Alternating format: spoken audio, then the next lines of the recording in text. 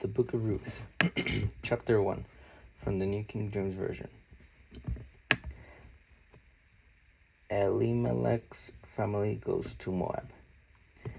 Now it came to pass in the days when the judges ruled that there was a famine in the land, and a certain man of Bethlehem, Judah, went to dwell in the country of Moab, he and his wife and his 2 sons.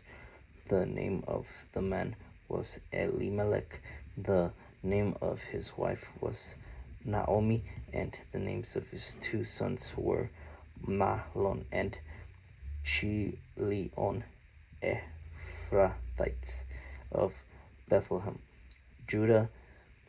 And they went to the country of Moab and remained there.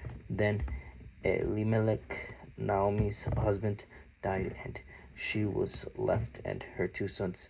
Now they took wives of the women of Moab. Thus the name of the one was Orpah, and the name of the other Ruth, and they dwelt there about 10 years. Then both Mahlon and Chilion also died, so the woman survived her 2 sons and her husband. Naomi returns with Ruth. Then she arose with her daughter-in-law, that she might return from the country of Moab, for she had heard in the country of Moab that the Lord had visited his people by giving them bread. Therefore she went out from the place where she was, and her 2 daughters-in-law with her, and they went on the way to return to the land of Judah. And Naomi said to her 2 daughters-in-law, "Go, return each to her mother's house. The Lord deal kindly with you as you have dwelt with the dead and with me. The Lord grant that you may find rest, each in the house of her husband." So she kissed them, and they lifted up their voices and wept. And they said to her, "Surely we will return with you to your people." But Naomi said, "Turn back, my daughters. Why will you go with me? Are there still sons in my womb, that they may be your husbands? Turn back, my daughters, go, for I am too old and have a husband. If I should say I have hope, if I should have a husband tonight and should also bear sons, would you wait for them till they were grown?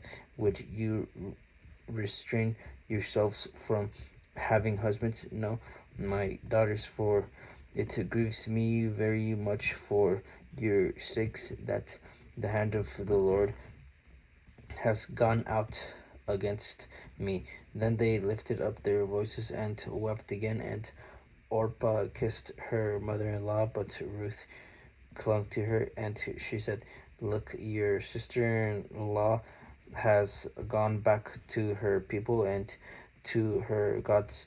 Return after your sister and her gods. Return after your sister-in-law." But Ruth said, "Entreat me not to leave you or to turn back from following after you, for wherever you go I will go, and wherever you lodge I will lodge. Your people shall be my people, and your God my God. Where you die I will die, and there will I be buried. The Lord do so to me, and more also, if anything but death parts you and me." When she saw that she was determined to go with her, she stopped speaking to her. Now the 2 of them went until they came to Bethlehem, and it happened when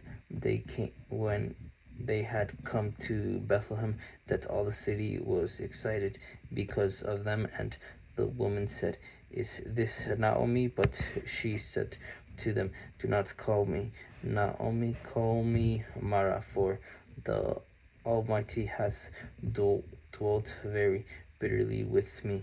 I went out full, and the Lord has brought me home again empty. Why do you call me Naomi, since the Lord has testified against me, and the Almighty has afflicted me? So Naomi returned, and Ruth. So Naomi returned, and Ruth the Moabites, her daughter-in-law, with her, who returned from the country of Moab. Now they came to Bethlehem at the beginning of barley harvest.